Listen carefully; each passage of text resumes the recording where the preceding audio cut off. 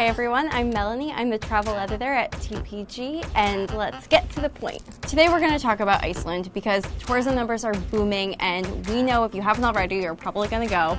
So there are a couple things you should know before you book that flight.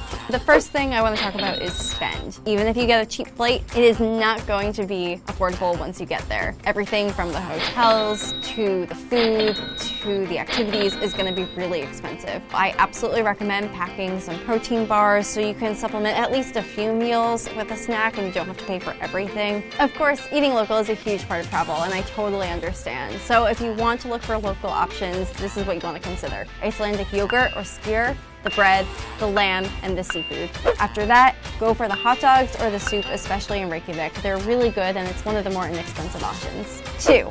Rent a car. You want to go out and see the country. It is beautiful after all. You're not going to get those photographs by just staying in town, so I want you to rent a car. Listen to me. Get a four-wheel drive vehicle, no matter what time of year, and go see the country. Side note, really pay attention to the speed limits in Iceland. There are speed cameras everywhere. They will get you and they will send you a ticket. It didn't happen to me, but it happened to one of my friends, and he can never go back to Iceland.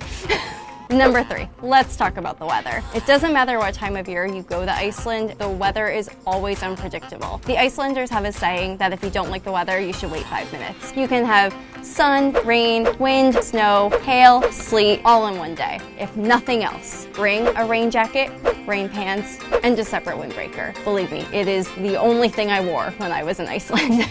Number 4, the language barrier. Everyone in Iceland speaks English, so let's get that out of the way. But let's be realistic.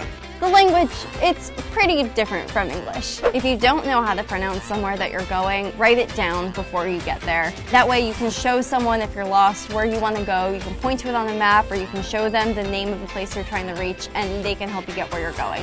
And finally, let's talk about the light. The light is probably going to be pretty extreme. When I went in the winter, we only have 4 hours of sunlight. On the other hand, if you're traveling in the summer, you can expect 24 hours of sunlight during the solstice. So pack accordingly and bring either a headlamp or bring a sleep mask. Otherwise, you'll never go to bed.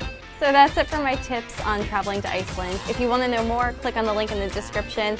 Subscribe so you can get new videos every Wednesday, and follow us at thepointsguy.com.